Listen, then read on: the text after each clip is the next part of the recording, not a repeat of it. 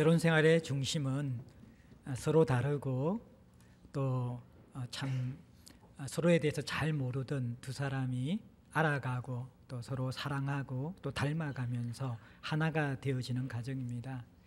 가정생활, 결혼생활에 가장 중요한 것이 부부가 알아가며 하나 되는 것이거든요.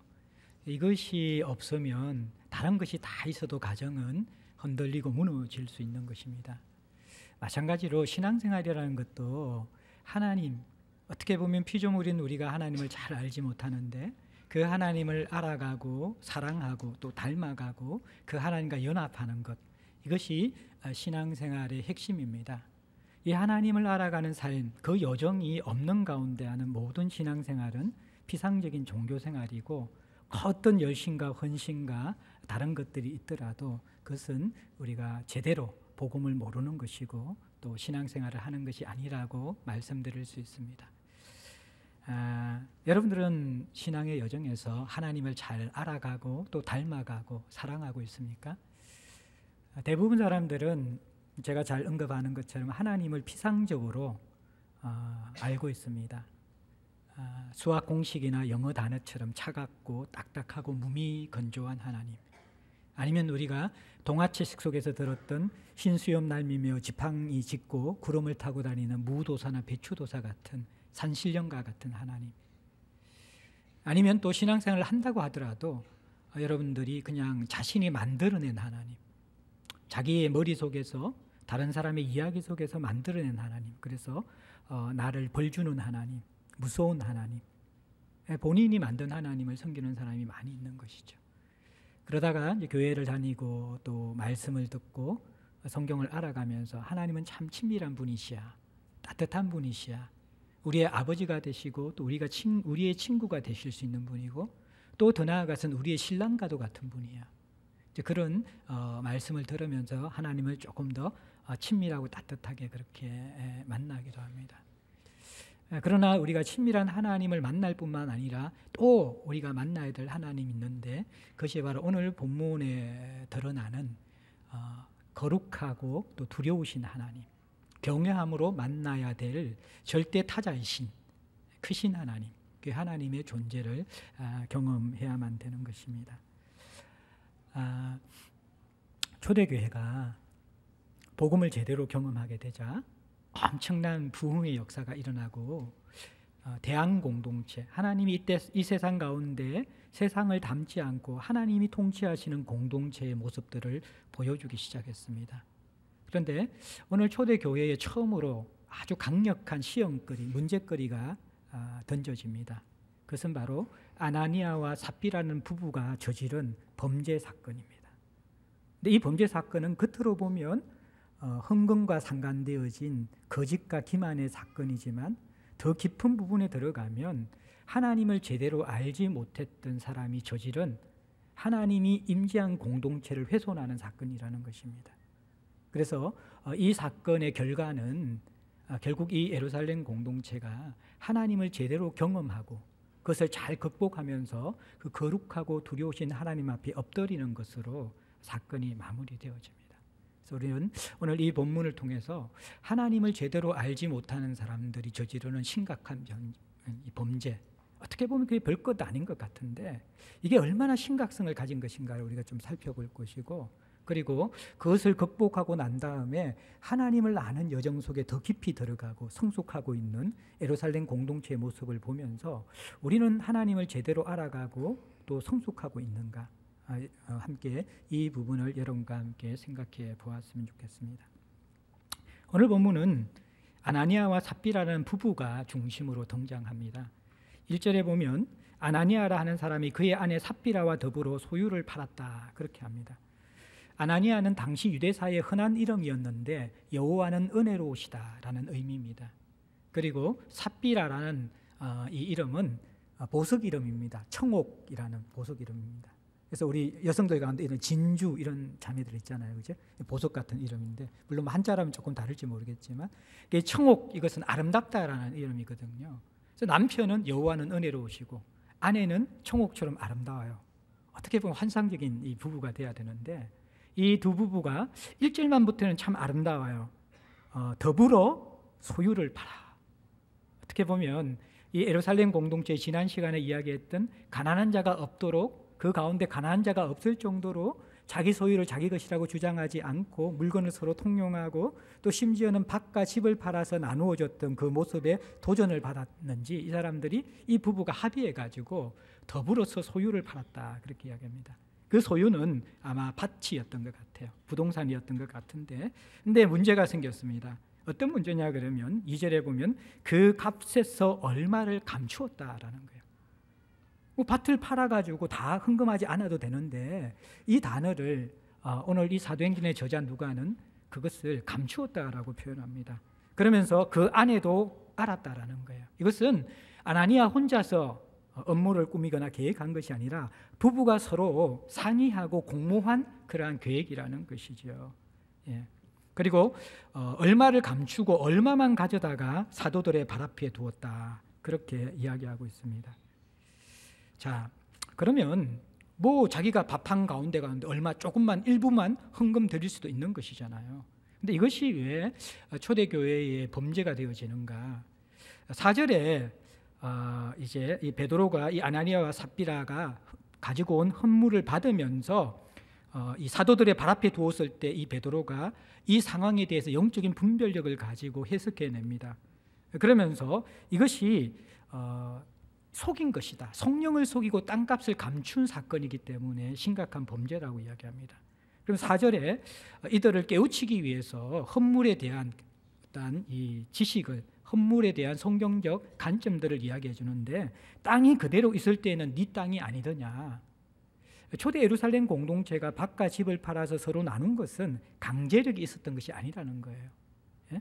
그것은 이단들처럼 이게 그것을 헌금을 하지 않으면 지옥에 간다든지 구원을 받지 못한다든지 그런 불안을 조성하거나 강제적으로 동원한 것이 아니라는 것입니다. 스스로 모든 사람들이 자원적으로 했기 때문에 밭을 팔지 않아도 전혀 상관이 없어요. 하나님이 그것 때문에 책망하시거나 이 아나니아와 삽비라 가정을 징계하시지 않는다라는 거예요. 그리고 또 하나, 판 후에도 네 마음대로 할 수 없느냐.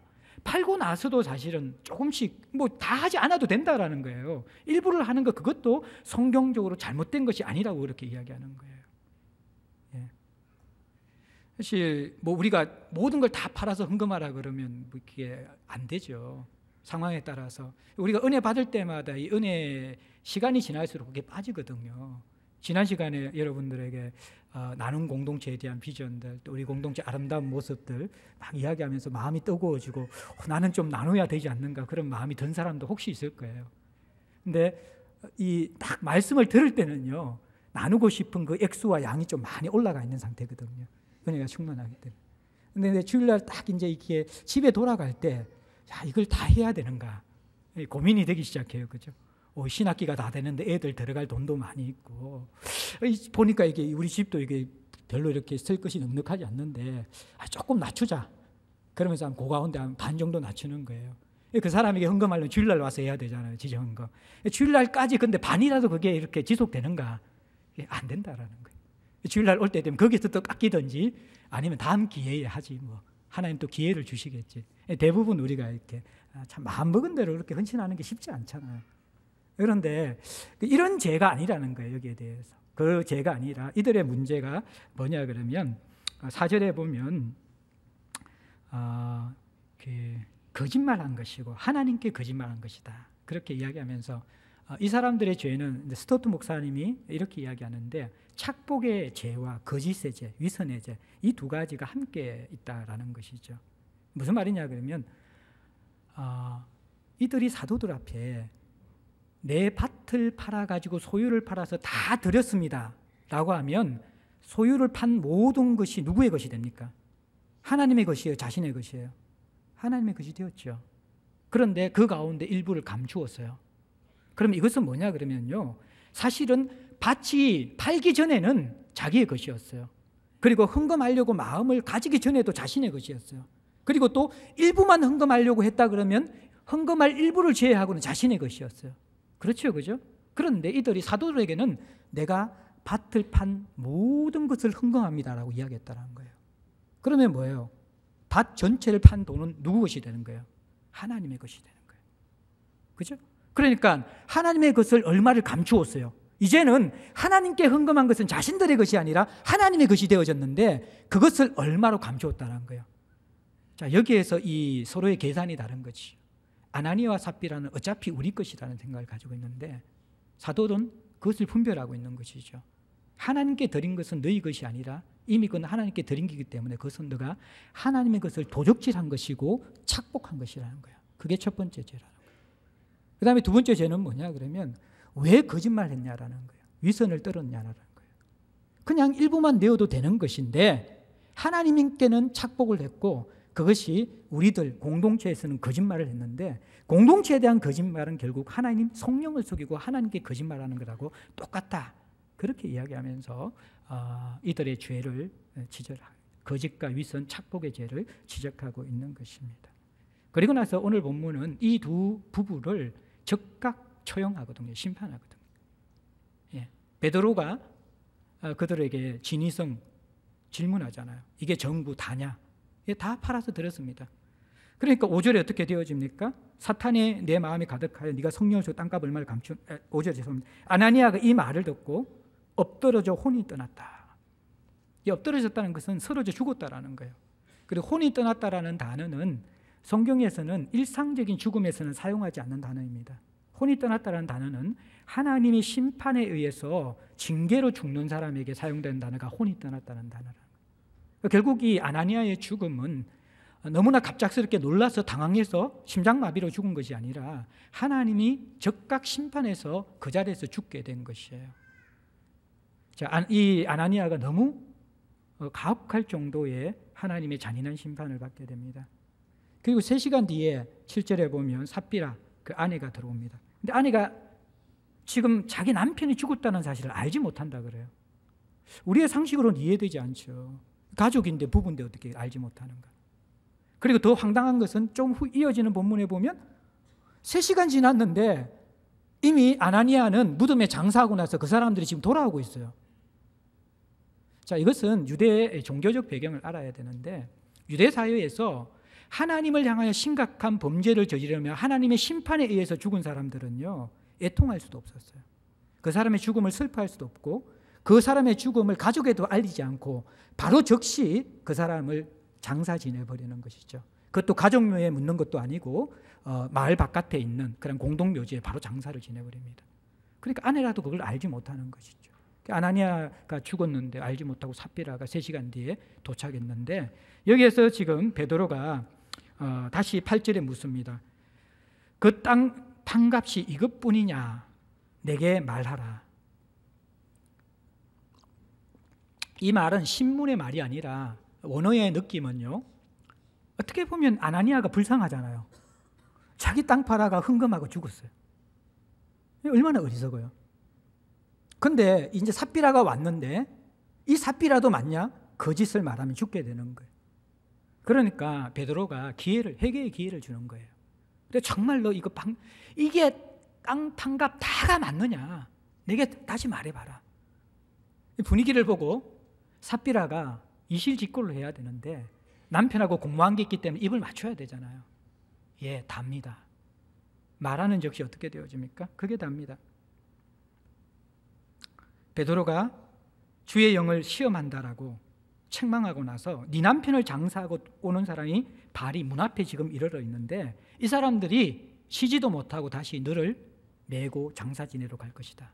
그 말을 하는 즉시 10절에 혼이 떠나 엎드러져 혼이 떠 똑같이 혼이 떠나고 장사 지낸 사람들이 다시 삽비라까지 그 시신을 거두어서 방금 죽은 아나니아의 옆에 매장하는 것.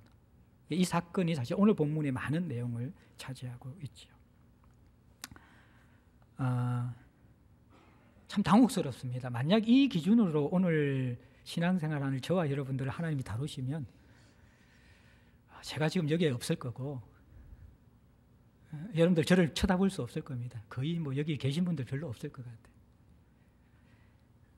사실 이 본문은 우리를 당혹스럽게 하고 많은 사람들이 참 이 본문이 좀 없었으면 좋겠다. 불편한 본문이죠. 불편한 본문이에요.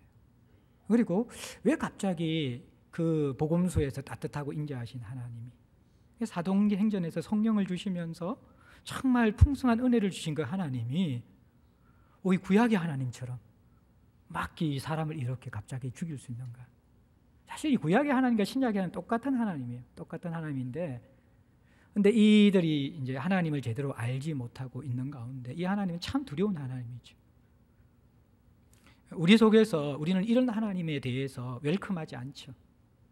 친구 같은 하나님, 채워주시는 하나님, 치유해 주시는 하나님, 만족해 하시는 하나님.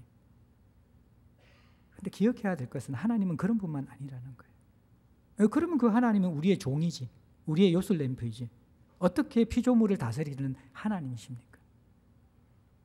오늘 이 본문의 모습은 하나님의 모습이에요. 우리는 이해할 수 없지만, 우리는 두려워하고 우리는 무서워할 수 있지만 심판하시는 하나님이 등장한다는 것이죠. 자, 그러면 여기에서 우리는 조금 더 깊이 들어가서 도대체 왜 하나님은 이 아나니아와 삽비라 부부를, 그것도 조금 얼마를 감추고 헌금했다고 해서, 그래도 헌금을 했는데 죽이기까지 하시는가? 이 부분을 우리는 조금 심각하게, 그리고 더 그 뿌리에 있고 근본에 있는 이 동기들, 그 배경들을 살펴볼 필요가 있는 것이죠. 제가 3가지 정도로 바로 앞 본문과 오늘 본문을 묵상하면서 하나님이 이토록 우리가 당혹할 정도의 강력한 심판을 하신 이유를 조금 생각해 볼 수 있었습니다. 먼저 이 아나니아와 삽비라 사건의 심판은 사장 사건 본문과 이어지는 내용인 것이죠. 사장은 뭐예요? 여러분들 사장 보시면 32절부터 믿는 무리가 한 마음과 한 뜻이 되어서 물건을 통용했고, 또 자기 것을 자기 것이라 하는 사람이 없었고, 또 이들이 제가 이 33절이 중간에 있는 것을 설명했잖아요. 물건을 서로 통용하고 나눔 공동체가 되어지면서 말씀에 대해서 순종하면서 살았다가 또 말씀을 들으니까 성령이 크게 임하고 은혜가 더 충만해져서 더 급진적인 헌신을 해요. 그래서 밭과 소유도 팔아서, 집도 팔아가지고 또 헌금을 하면서 자기의 필요가 아니라 다른 지체들의 필요를 돕고 있는 것이죠. 그러면서 이제 이어지는 게 36절, 37절에 이러한 섬김, 물질 나눔의 대표적인 본이 되었던 바나바를 이야기합니다.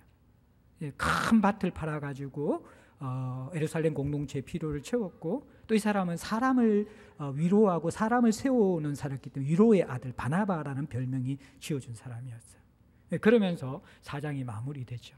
자, 이 배경 속에서 이 사건을 보게 되어질 때 2가지 좀 생각할 게 있습니다. 하나는 아나니아와 삽비라의 범죄가 무엇과 상관되어져 있는가? 그것은 예루살렘 공동체가 가졌던 가장 아름다운 모습과 연결되어져 있습니다.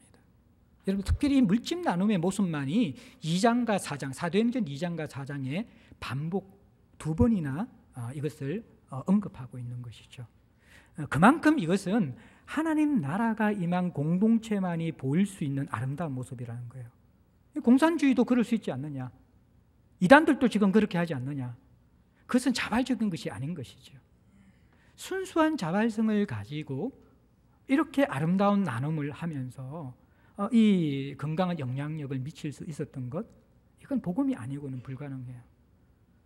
그리고 이 영향력은 예루살렘 공동체의 필요만 채운 것이 아니라 당시의 문헌적 자료를 보게 되어지면 그 5,000명에서 8,000명 정도의 멤버십을 가진 예루살렘 공동체가 이 예루살렘 성 주변에 있는 19,000명의 거린들의 생계를 책임졌다라는 거예요. 먹이고 살렸다라는 거예요. 예루살렘 공동체가.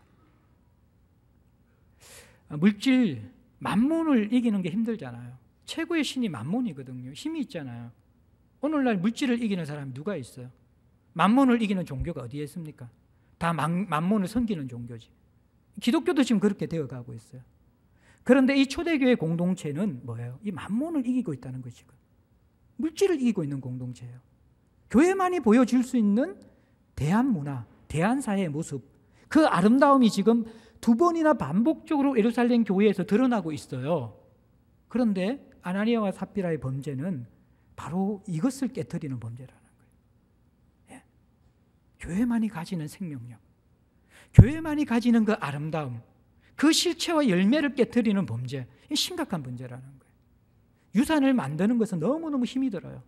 그런데 그것을 깨뜨리는 것은 한 사람의 실수와 잘못에 순식간에 무너질 수 있다는 거예요. 아나니아 삽비라는 이것까지 생각하지 못했겠지만 가장 아름다운 유산 때문에 교회가 자랑을 가지고 복음이 전거되어져 있고 가난한 자가 없을 정도로 공동체가 건강하게 세워져 가는데 그 가운데 찬물을 끼얹는 거지. 그것들을 먹칠을 하는 것이고 거기에 옹호를 집어넣는 것. 이것이 여러분들 아나니아와 삽비라의 범죄예요.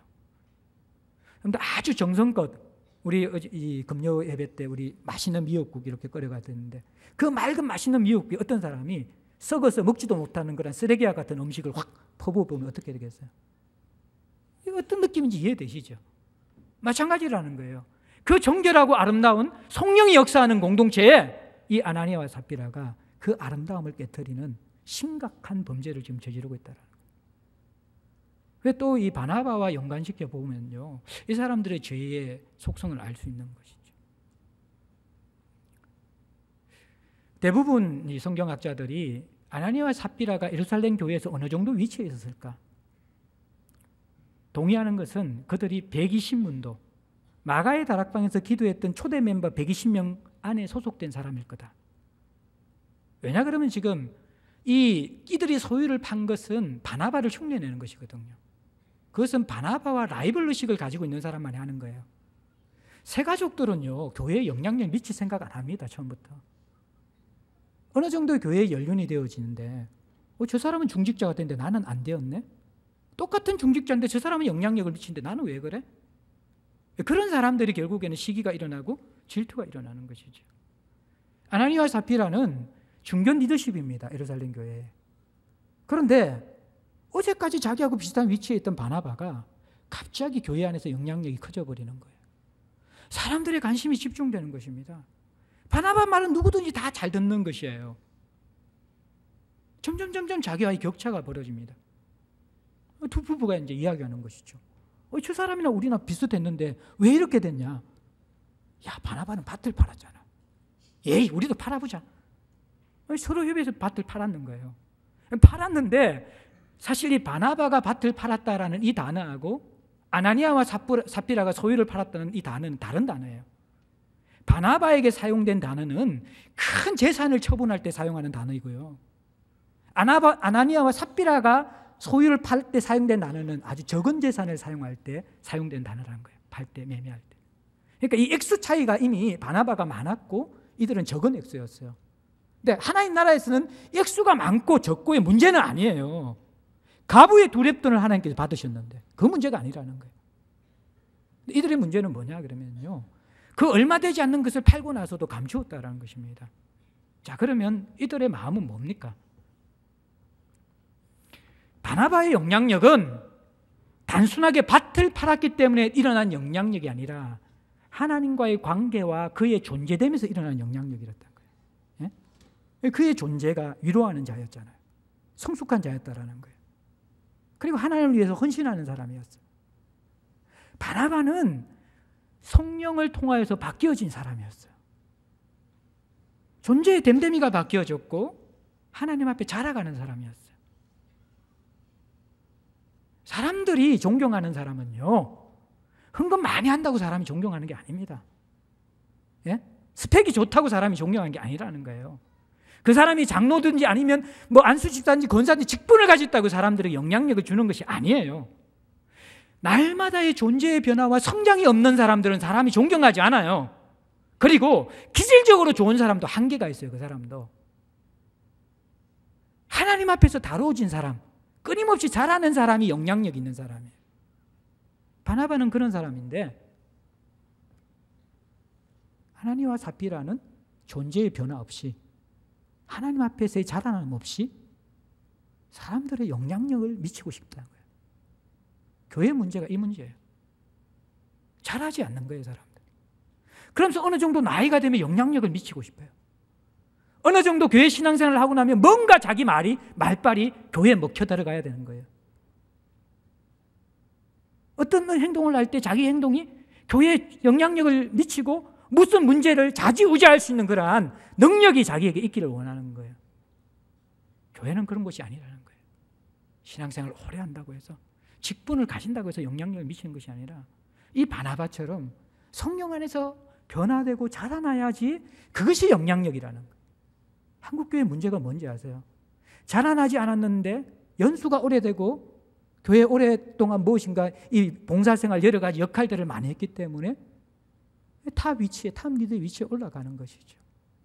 문제가 되는 거예요. 거기에서 자연스러운 존경과 신뢰가 일어나는 것이 아니라 세상적인 관점 속에서의 권력, 그것이 좌지우지하게 되어질 때 교회는 교회가 될 수 없는 것이. 이 아나니아와 삽비라의 범죄가 여기에 있어요. 자기는 자라가지 않아요. 하나님을 닮아가지 않아요. 하나님을 제대로 알지 못해요. 자기 존재가 깨트려지지 않아요. 성령 안에서 진동하면서 새로운 존재로 새로운 피조물로 자신은 변화되지 않는 사람이에요. 그러면서도 뭐예요? 영향력을 미치고 싶어하고 사람들의 존중을 받고 싶어. 아나니아와 삽비라가 이 상태에 있는 것이죠. 그러면서 이제 이 초대교회의 가장 아름다운 전통을 지금 완전히 무너뜨리고 있는 것이죠. 전문맥과 비교할 때 아나니아와 삽비라의 범죄가 조금 더 심각해집니다. 그리고 오늘 본문에 볼 때 3절에 보면요, 이 아나니아와 삽비라의 범죄가 사탄이 내 마음에 가득했다. 3절에 그렇게 이야기합니다.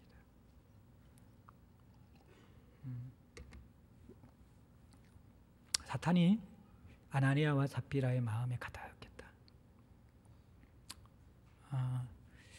영적인 세계가 있잖아요. 성도들에게는 하나님도 우리에게 영향을 미치지만 악한 영적 세력도 우리에게 영향을 미칩니다. 특별히 자라지 않는 사람들, 복음 안에서 하나님을 만나지 못하는 사람들은 이 사탄의 영향을 받을 수 있어요. 마음의 조종을 당할 수 있다. 이 사탄이 교회를 깨트리는 데 사용하는 사람들이 누군지 아십니까? 이런 사람들이죠. 교회에서 변변치 않고 영향력이 없는 사람 건드릴 필요가 없어요. 그런데 겉으로 볼 때에는 어느 정도의 영향력을 발휘할 것 같은데 존재는 하나도 변화되지 않는 사람들, 하나님에 대한 두려움이 없는 사람들, 이런 사람들이 사탄의 먹이가 되고 밥이 되는 거예요. 자기는 힘이 있다고 그렇게 하지만 결국 교회를 망가뜨리고 깨트리는 주범들이 이런 사람들. 성경학자들은 이 아나니아의 범죄를 구약의 아간의 범죄와 유사하게 봅니다. 성이 아시라고 유사한 게 아니라 이제 아재 개그를 했는데 이해를 하시는 분들이 아나니아와 아간. 구약의 아간이 어떤 사람입니까? 믿음으로 여리고성을 정복한 이후에 작은 아이성 전투 때 무너진 이유가 뭡니까? 아간의 탐욕이잖아요. 오늘 이 예루살렘 공동체가 어떻게 보면 여리고성을 점령한 것처럼 세상을 점령해 가고 있다는 거예요. 물질 세상, 만문 세상, 직분과 가진 것을 가지고 계급화되어져 있는 그 세상을 깨트리는 것이 지금 초대교회의 모습이에요. 여리고성보다 더 견고한 세상을 무너뜨리는 초대교회의 모습이 지금 등장하고 있는 거예요. 그런데 아간이 가나안 정복 전쟁의 그 승리의 힘찬 행렬에 쐐기를 받고 그 행렬을 그 물줄기를 중단시킨 것처럼 오늘 아나니아와 삽비라가 하는 역할이 뭡니까? 이 견고한 여리고성과 같은 세상을 깨트려 나가는 대한문화의 공동체, 만문을 이기고 있는 공동체, 이 공동체의 전진, 세상을 향한 복음의 영향력과 확장에 벽을 쌓는 거예요. 이것을 중단시키는 역할을 아나니아와 삽비라가 하고 있는 것입니다. 심각한 범죄죠. 이 영적인 흐름이라는 것이 있는 것인데 모든 사람이 하나님과 연결되어서 그 나라를 위해서 자기 것을 자기 것이라고 생각하지 않고 희생하고 있는데 아간과 아나니아 이 두 사람은 뭐예요? 자기 영혼과 자기 존재와 자기 가족을 살찌우려고 욕망에 사로잡혀서 하나님 나라의 공동체의 생명력과 확장과 전진을 막고 있는 것입니다. 깨트리고 있는 것이죠. 그게 사단의 역사라는 것입니다. 심각한 것이죠. 사단이 이 사람을 도구로 사용하고 있는 것이고요. 세 번째는 여러분들 3절과 4절에 나와 있는데 누구를 속였다고요? 3절에? 성령을 속였다.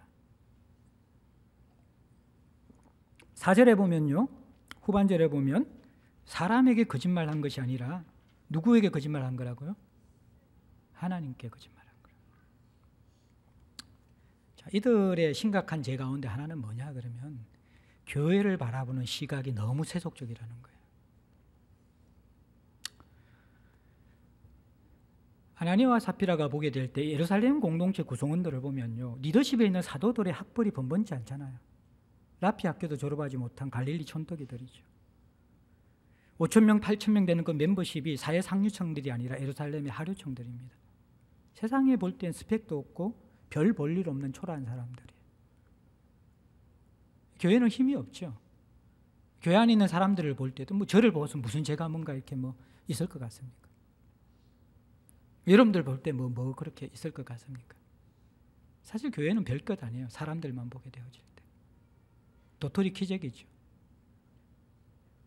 사람들은 어떠한 교회의 힘과 교회의 능력과 교회의 영향력을, 그 교회의 설교가 어떤가, 그 교회 구성원들이 얼마나 어떤 좀 이렇게 상식적이고 지식이 있는가, 인격적인가, 어느 정도의 경제적 부를 가지고 있고 그런가, 이런 것들이 뭔가 교회를 이루는데 변수라고 생각해요.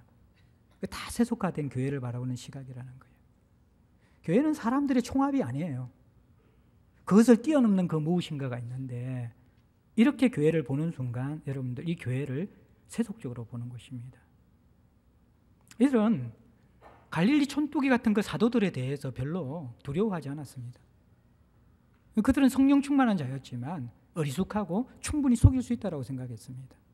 그리고 자기들 가족들, 지체들, 영적인 지체들에게 위선했잖아요. 거짓했잖아요. 사랑하지 않았어요. 이용하려고 한 것이죠, 이 사람들이. 어떻게 보고 있는 거예요? 교회를 자신의 시각에서, 자신의 세상적인 가치에서 지금 교회의 리더십과 교회의 성도들을 지금 보고 있는 것입니다. 그런데 베드로는 뭐라고 이야기합니까? 너가 우리에게도 거짓말하고 속인 것이지만 그 성령을 속이고 하나님을 속인 거야. 되게 무서운 말이거든. 저는 오늘날 이제 지난 주일날 우리 배동만 교수님 오셔가지고 세상에서 교회를 개독교라고 이야기하고 참 비난하잖아요. 들어마땅하죠, 우리의 수준이. 그런데 교회 안의 성도들이 교회를 더 폄하하고 너무나 잔인하게 교회를 비판하는 것들, 이러한 부분들은 우리가 참 두려움으로 한번 돌아봐야 돼요. 물론 다 좋다고 교회의 치부나 연약함들을 다 안고 가자는 그 말이 아닙니다. 분명히 우리는 교회를 개혁시키고 정화시켜야 되죠. 그런데 우리의 시각, 교회에 누가 계시는가, 우리가 지금 누구와 연관되어서 교회 생활을 하고 있는가, 이 부분들을 놓치는 순간에 여러분들 이거 굉장히 위험한 교회를 바라보는 세속적 시각이 된다는 것입니다.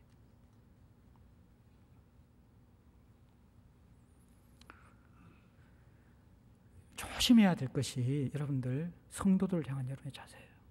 함부로 대하면 안 돼요. 그 사람은 단순한 한 개인의 인격과 사람일 뿐만, 그것도 존경해야 되지만 주님의 몸이라는 거예요. 여러분들 부모가 가장 분노가 일어날 때가 언제인지 아십니까? 자기에 대한 해코지보다도 자식 뭐라 그러면 견디지 못합니다. 하나님께서 자신의 자녀인 이 교회들, 자신의 지체인인 교회를 향하여서 사랑하는 마음 없이, 두려워하는 마음 없이 함부로 말하고 함부로 지적하고 함부로 폄하하는 것, 굉장히 위험한 성령께 대한, 하나님께 대한 범죄가 될 수 있다는 거예요. 저는 여러분들 이것을 오해해서 어떤 아주 이 비성경적 교회처럼 담임 목사 욕하면 너희들 천벌받아, 그런 제가 말을 하는 거 아닙니다. 제가 부족하면 욕해도 돼요. 바로 잡아야 되죠. 제가 지금 그 말을 하는 것이 아니라 우리 모두가 거룩한 하나님의 몸이 연결되어 있기 때문에 우리가 누구를 다룰 때 그 사람 한 사람이 아니라 주의 몸을 다룬다라는 두려움을 가지고 해라는 거예요. 그것이 없으면요, 교회가 엉망이 됩니다. 각자의 목소리가 터져 나옵니다. 두려움이 없어집니다. 이 아나니아와 삽비라가 교회를 너무 쉽게 생각하고 있는 것이죠. 이 교회의 생명력과 교회를 향하여 이루어 가시는 하나님의 소망이 있고, 하나님께서 지금 핏값으로 교회를 향해서 모든 것을 쏟아부으면서 이 교회를 통해서 세상을 회복하고 이 교회를 통해서 세상 가운데 생명을 주기 원하시는데, 그 하나님과 꿈과 비전을 알지 못한 채 함부로 교회를 대하는 것들, 무서운 죄가 될 수 있다라는 거예요.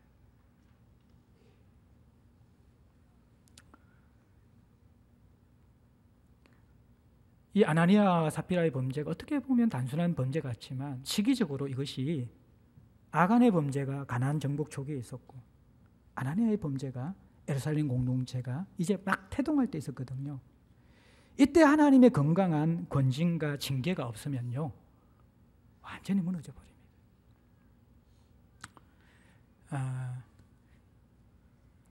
경건한 두려움을 지금 이 예루살렘 공동체가 회복해 가야 되는데, 어떻게 회복하냐 그러면요, 분별과 징계를 이 예루살렘 공동체가 찾았어요.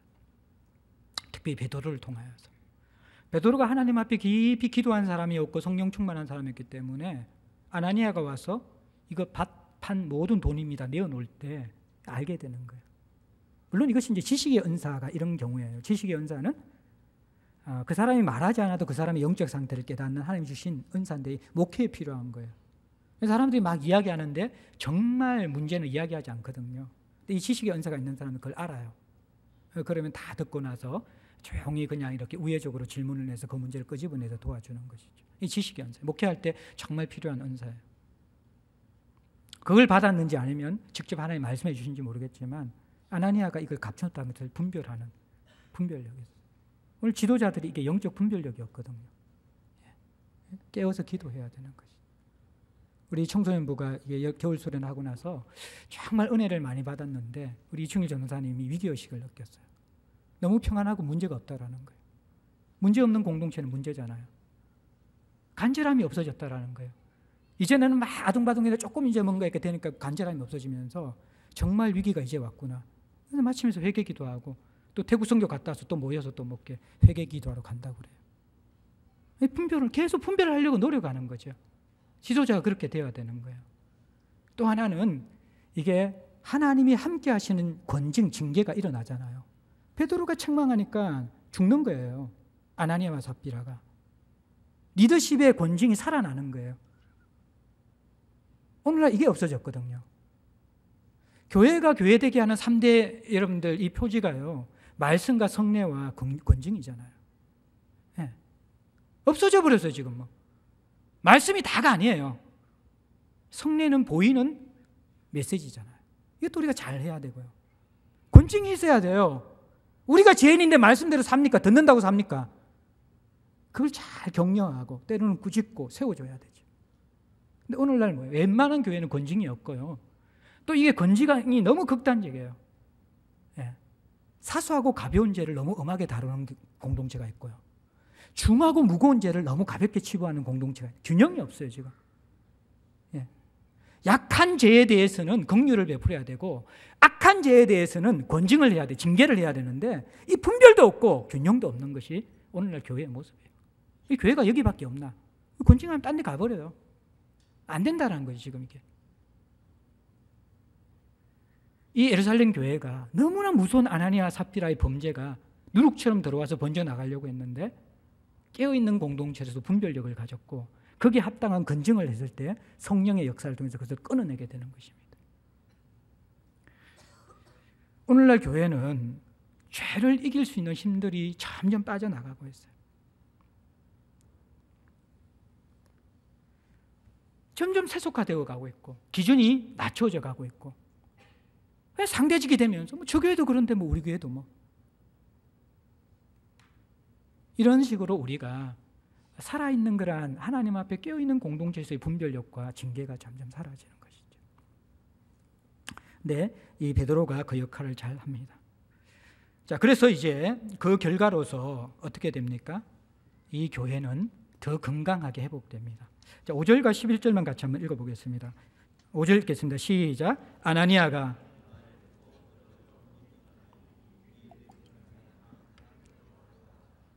자, 11절 시작. 온 교회와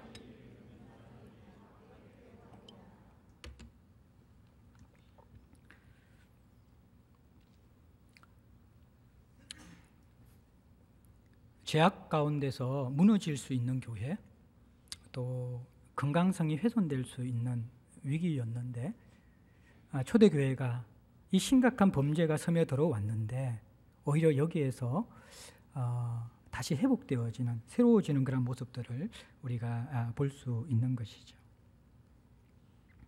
무엇을 회복합니까? 반복되는 게 뭡니까? 다 크게 두려워하니라. 이게 여러분들 예루살렘 교회에서 하나님을 알아가는데 성장하고 자라가야 될 부분이라는 거예요. 자, 오늘의 이 본문은요,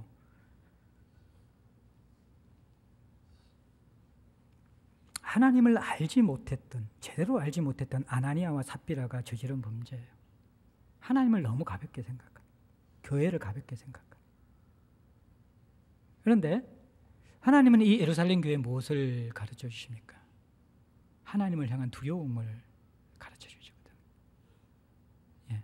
그리고 그 문제 속의 두려움을 극복하면서 교회가 무엇인지를 이 본문은 우리에게 가르쳐 주고자 한다라는 거예요. 교회는 따뜻한 은혜와 사랑과 친밀감도 있어야 돼요. 2장의 모습과 4장의 모습처럼 정말 그렇게 떡을 떼며 교제하고 물건을 서로 통용하고 함께 울어주고 웃어주고 서로 돌아보아 사랑과 선행을 격려하는 그러한 아름다움이 있고, 또 하나님도 그렇게 경험해야 돼요. 그러나 또 하나 경험해야 될 것은 뭐냐 그러면 두려움이거든요. 큰 두려움, 경외함, 누미노제라는 그 하나님, 이 초월적인 존재를 경험할 때야만이 우리가 보일 수 있는 피조물의 반응, 경외감, 이것들이 여러분들 우리에게 분명히 필요한 것입니다. 그것이 교회를 교회되게 하고 성도를 성도되게 하는 것입니다.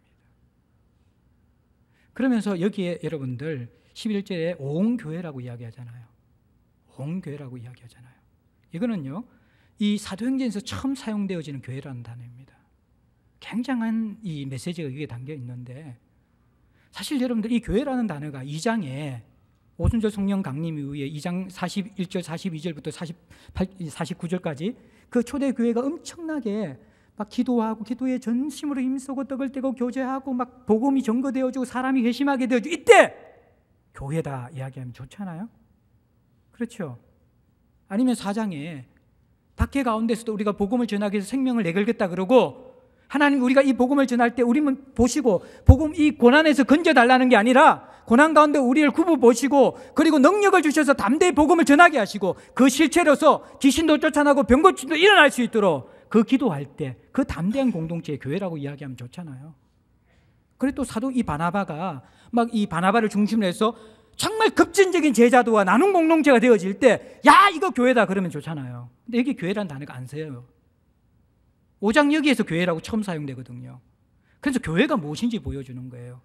교회는 바나바만 있는 곳이 아니라 아나니아와 삽비라가 있는 것이 교회라는 거예요. 교회는 그런 곳이에요. 천사들의 교회가 아니라, 완전한 사람들의 교회가 아니라 아나니아와 삽비라와 같은 사람들이 덕실덕실거리는 것이 교회인데, 그런데 그것이 왜 교회가 되냐 그러면 크게 두려움함이 있는, 인간으로 볼 때는 너무 연약한 교회예요. 뭐 건증도 제대로 할 수 없어요. 악이 승리하는 것 같아요. 고집 부리면 교회는 아무것도 할 수 없어요. 그런데 교회가 어떤 곳이냐 그러면 하나님이 임하시기 때문에, 하나님의 살아계심이 드러나기 때문에 거룩한 누미노제, 그분 앞에 엎드러지는 경험을 하는 것이 교회이기 때문에 그걸 교회라고 이야기하는 거예요. 교회는 문제없는 것이 아닙니다. 문제가 득실득실거리지만 그러나 그 가운데 하나님이 계시고 성령이 계시기 때문에 그 문제를 극복해가며 하나님을 알아가는 그것이 바로 교회라는 것입니다. 그것이 교회라는 것이에요. 제가 이 말씀을 마무리하면서 여러분들에게, 자, 이 본문을 묵상하면서 제게 강력하게 다가온 이 이미지와 단어가 있는데 그게 뭐냐 그러면 엎드러짐이라는 단어예요. 5절에도 아나니아가 엎드러지죠. 11절에 10절에도 삽비라가 베드로의 발 앞에 엎드러져 혼이든하죠. 여러분들 자세히 보면요, 상상해 보면 오늘 본문에는요 두 종류의 엎드러짐이 있습니다. 하나는 아나니아와 삽비라의 엎드러짐이고요, 또 하나의 엎드러짐이 있는데 그게 뭐냐 그러면요, 5절의 후반절에 보면 듣는 사람이 다 크게 두려워하고 또 아나니아 삽비라가 엎드러지자마자 11절에 보면 온 교회가 이 일을 듣는 사람들이 다 크게 두려워했다. 그렇게 이야기해요. 예. 이 두려움이 무엇입니까? 하나님을 만난 경험이거든요. 사도 요한이 밤모섬에서 부활하신 성천하신 예수님을 만나요. 사도 요한과 예수님과의 관계가 공생애 때 어땠습니까? 가장 친밀한 관계였거든요.